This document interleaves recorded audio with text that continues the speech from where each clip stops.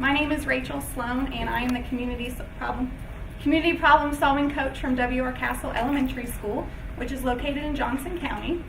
I have had the privilege of coaching an extremely talented and compassionate young lady this year. Her name is Megan Ratliff. She is a 6th grade student at W.R. Castle, and she created Project PAC, which stands for Preparing and Caring for Kids. Megan began implementing Project PAC at the beginning of this school year, and she is here today to tell you all about it. Before she begins, I would like to mention that last year, Megan completed a different individual community problem-solving project, and she was the state champion at that time and the international champion. This year at the state competition, she was also the state champion for individual CMPS and will travel to Ames, Iowa for the international competition this year.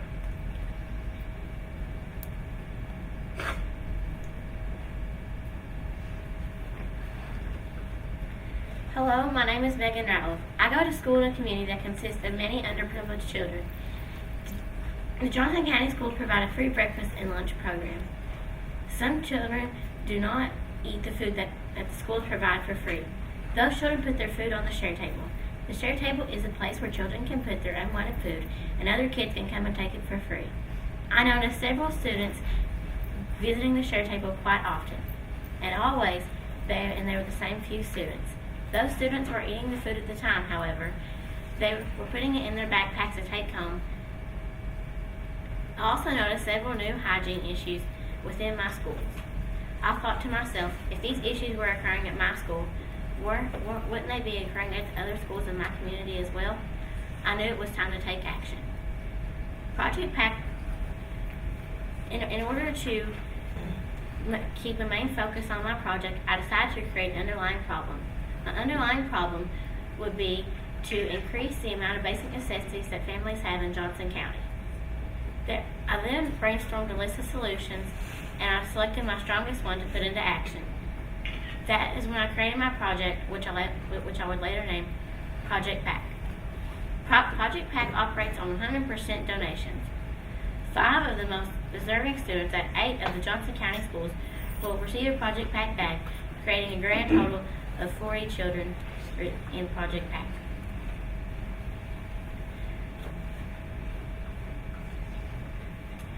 Each student is labeled with an ID code so that way their identity is remained confidential. In each Project PAC bag, I try to pack a different variety of items so that way the students can eat different food groups in each bag. Most of the times, I try to pack a fruit, a vegetable, a grain, a protein item, a snack item, as well as a breakfast item. Every other week, I try to pack hygiene items so that way the students can still remain with well hygiene because those items last longer than what the food items do. Once 40 bags are packed, they are delivered to each of the 8 schools in Johnson County. Once I had an outline for my project, it was time to begin the funding. Where Project PAC operates on 100% donations, to make my community more aware of the issues that occur in their hometown on a daily basis, I frequently spoke publicly to several groups in our community. Whenever I spoke to these groups, I asked if a contribution would be made. Some of the groups that made a contribution were the Rotary, the Kiwanis, and the Kentucky Retired Teachers Association. Also, several businesses in our community, such as Foothills and Walmart, made a donation as well. Several private families made a contribution of either cash or donated food items. Whenever I like to go shopping for Project PAC, I often use coupons because it can cut the cost of some items at great expenses. Also, I like to use the sale papers to plan my shopping trips around sales, so that way I can also cut the cost of the items I buy for Project PAC. Whenever I do go shopping, I like to plan out what I will be packing in each week's bag, so that way I have the right amount of food and I stay organized that way because I know what to pack and where it's going to be. Once I have the items for Project PAC bags, I put them in my food bank room, which is in a vacant room at my school. In this room, all of my food is organized by the food groups. The vegetables have their own place, the fruits, the grains, and the proteins. They each get their own table, so that way, whenever I pack my bags, I know where to go in order to find what I'm trying to pack. Once I have the 40 bags packed, I deliver them to each of the 8 schools.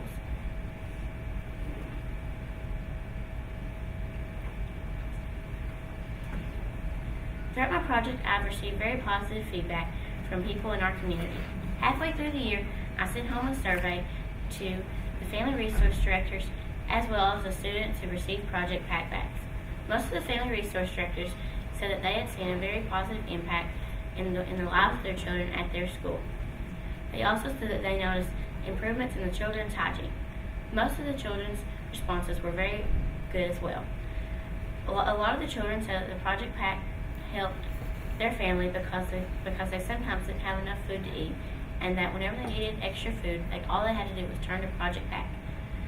Also, one child said that her mama recently lost her job, and that Project Pack really helped her and her family because they sometimes didn't have enough food to eat, and that whenever they needed some extra food, all they had to do was turn to her Project Pack bag.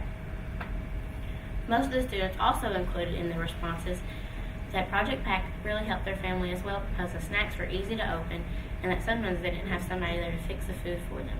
That way, the Project Pack bags could really help them because they could fix them themselves. To date, Project Pack has received $1,700 in donations.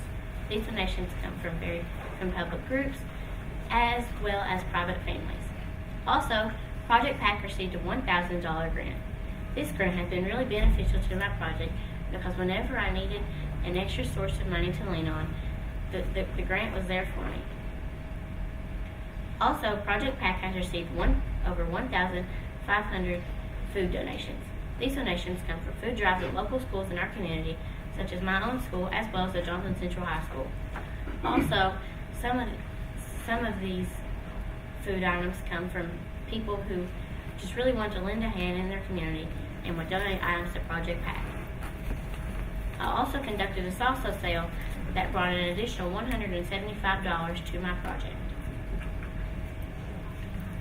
Project Pack requires 5 hours a week packing, shopping, speaking, and organizing the Project Pack bags. That creates a total of 150 hours outside of school hours total for Project Pack ever since the beginning of the year.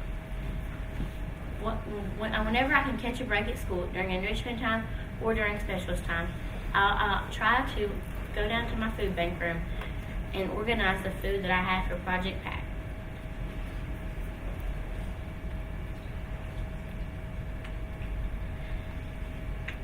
Ever since my project has been implemented, I feel that I have made a great impact on the lives of students and their families in my community. I feel that there have been big changes in the way they live and the lifestyle of their family. I can tell there's been a difference in my school, and so I know, and that makes me secure in knowing that there has been a difference in the other schools in Johnson County as